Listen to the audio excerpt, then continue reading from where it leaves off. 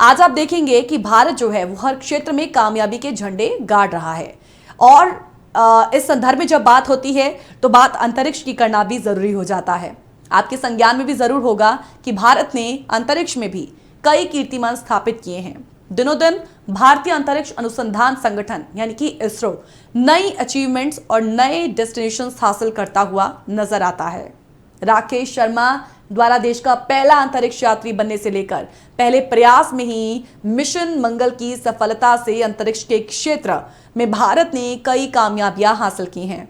और इसी तरह एक कदम और आगे बढ़ाते हुए हाल ही में भारतीय अंतरिक्ष अनुसंधान संगठन ने एक बार फिर इतिहास रचने वाला कार्य कर दिया। इस वक्त टेलीविजन स्क्रीन पर आप देख रहे हैं इसरो के एक नई अचीवमेंट को, LVM-3 सैटेलाइट लॉन्च को, जिसे हाल ही में इंडियन स्पेस रिसर्च ऑर्गेनाइजेशन ने लॉन्च किया और सफलतापूर्वक इसकी लॉन्चिंग हुई है। इसका सफलतापूर्वक प्रक्षेपण हुआ है। इंडियन स्पेस रिसर्च ऑर्गेनाइजेशन के सबसे भारी रॉकेट LVM-3M2 ने पहले अपने मिशन के तहत एक ब्रिटिश कंपनी OneWeb के 36 ब्रॉडबैंड उपग्रहों को अंतरिक्ष की स्केड्यूल्ड क्लासेस में सक्सेसफुली स्थापित कर दिया है। और उसके साथ ही इसरो की ग्लोबल सैटेलाइट लॉन्च मार्केट में एक बहुत बड़ी हिस्सेदारी पर नजर है।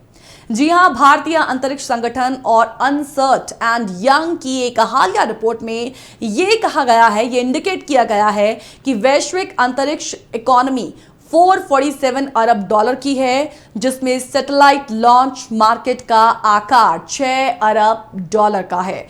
इसरो का पोलर सैटेलाइट लॉन्च यानी कि PSLV रॉकेट कारोबार के मामले में एजेंसी को लाखों डॉलर्स की आय दिला रहा है। और इस तरह इसरो ने उपग्रह प्रक्षेपण के फील्ड में अपनी एक अलग पहचान बना ली है।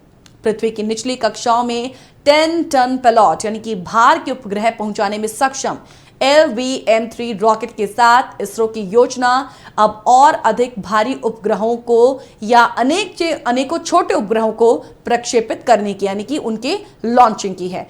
OneWeb की जहां तक बात है, OneWeb के लिए प्रक्षेपित किए गए 36 उपग्रहों का कुल जो वजन था वो 5.7 टन से अधिक था। और इसरो के अगले साल फरवरी में 36 उपग्रहों का एक और ग्रुप अंतरिक्ष में भेजने की अब प्लानिंग है।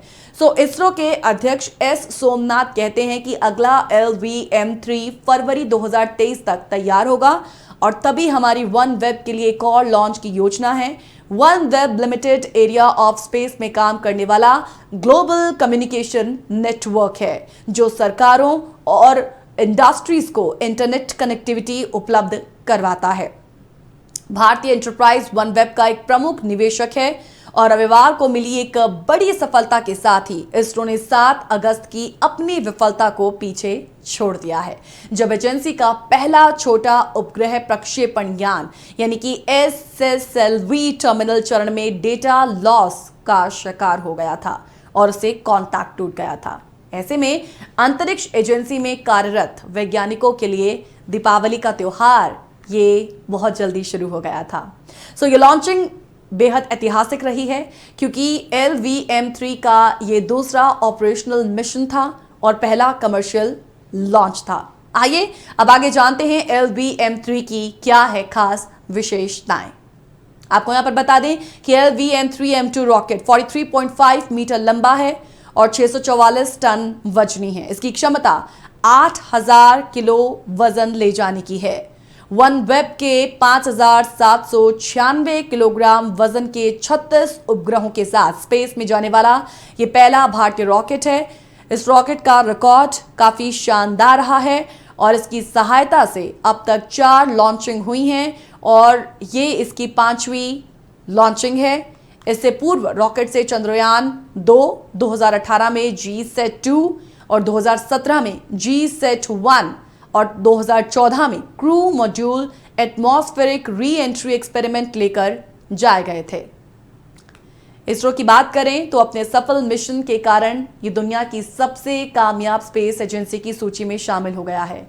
आपको याद होगा कि साल 1969 में इसरो की स्थापना हुई थी और यदि हम कुछ रिकॉर्ड्स पर नजर डालें तो हम पाएंगे कि 7 अगस्त 2022 तक इसरो ने कुल 84 स्पेस मिशन लॉन्च किए हैं और इनमें से 67 मिशन सफल रहे, तो वहीं 5 में आंशिक सफलता इसरो को मिली।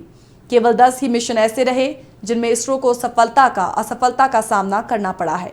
अपने मिशन के अतिरिक्त करीब 100 से अधिक विदेशी स्पेस मिशंस में भी वो शामिल रहा है और कुछ मिशंस की असफलता के बावजूद इसरो को विश्व के सबसे शानदार अंतरिक्ष संगठन के तौर पर आज देखा जाता है।